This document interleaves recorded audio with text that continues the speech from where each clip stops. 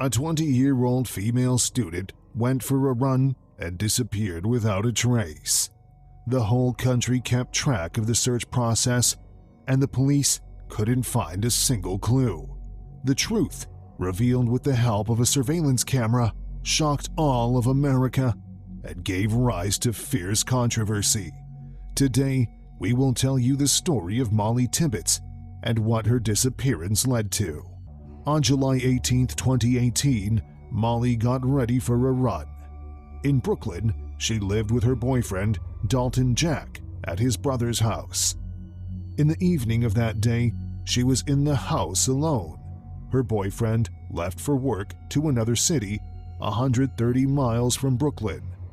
Mollie sent him a photo on Snapchat and went out for a run at about 7:30 p.m. Mollie was supposed to go to work the next day, but she never showed up. This really worried her relatives and her boyfriend. They all knew that the girl was extremely responsible and never missed work without saying anything. In addition, she didn't answer any calls or messages. As a result, her parents decided to contact the police, who started to search for Mollie. From the very first days, this case started to attract increasing attention throughout America. As for the residents of Brooklyn, the disappearance of a young girl was a real shock to them. Nothing like this had ever happened before in this tiny town. People never locked their doors and were sure they would be safe. Mollie's father, Rob Tibbetts, came to Brooklyn from San Francisco and took an active part in the search. He handed out leaflets with her photographs, questioned people, and tried to help the investigation any way he could.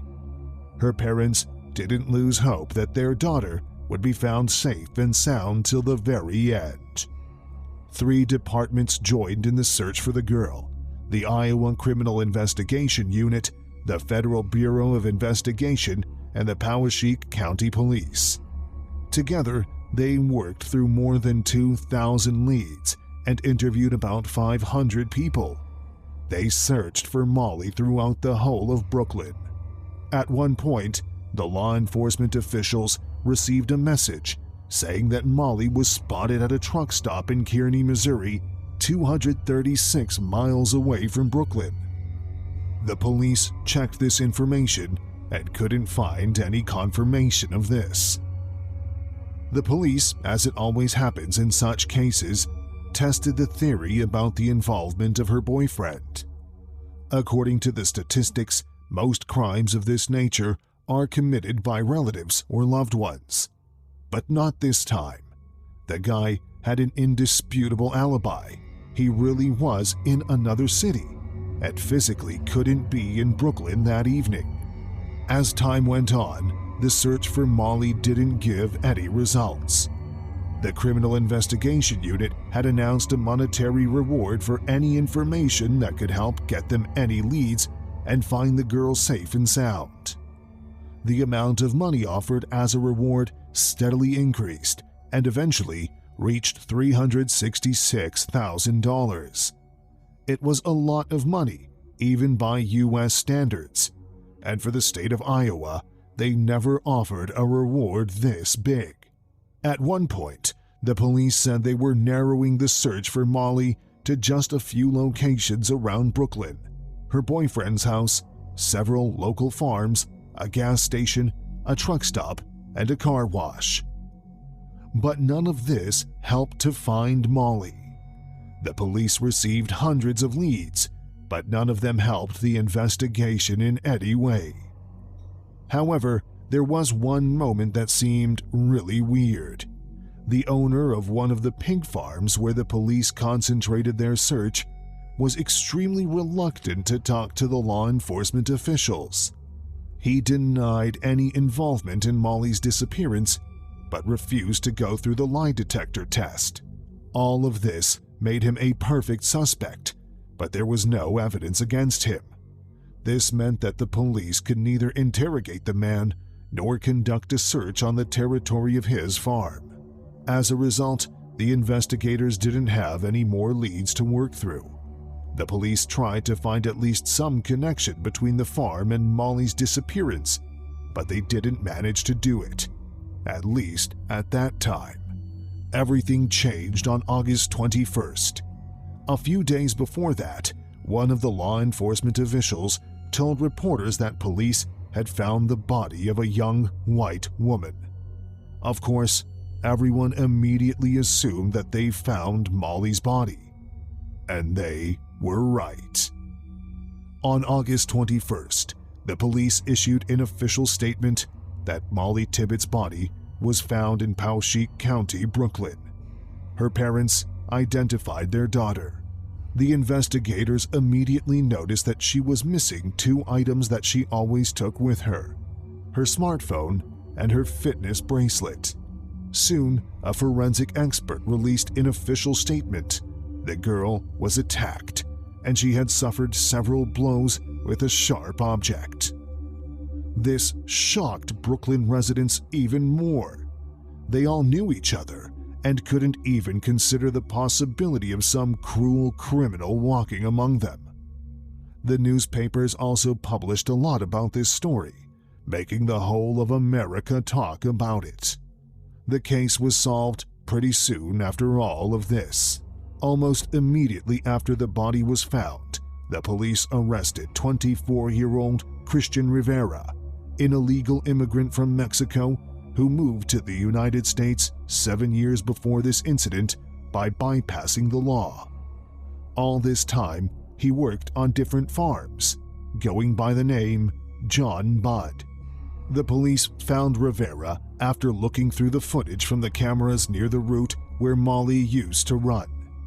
In the footage, they noticed a Chevrolet Malibu car driving back and forth on the road for no apparent reason. It's impossible to say with certainty how exactly the police got the confession out of him. According to the official version, Rivera immediately confessed to what he had done as soon as they came to question him. According to his story, he was driving past Mollie while she was running. He liked the girl, and he drove past her several times. Apparently, it was these movements that the police noticed on the surveillance cameras. At one point, he stopped the car, got out, and started running next to Mollie. At the same time, he started to verbally harass her, trying to win the girl over. Mollie didn't like this and threatened to call the police. When the girl reached for her phone, Rivera attacked her. After that, he threw her body in a cornfield and disappeared. After being arrested, Rivera suddenly changed his strategy and said that he didn't remember anything about that evening. It's possible that his lawyer told him to retract his previous confession. Rivera was charged on August 22nd. He pleaded not guilty at the trial that began on September 19th. The trial dragged on for 3 years, largely thanks to lawyers. Rivera's relatives hired 2 lawyers who tried with all their might to get an acquittal or get him the shortest possible sentence. All of America followed the trial. The point is that this crime was committed during Donald Trump's presidency. As many of you know, Trump advocated tougher immigration laws, and he has paid the most attention to Mexico.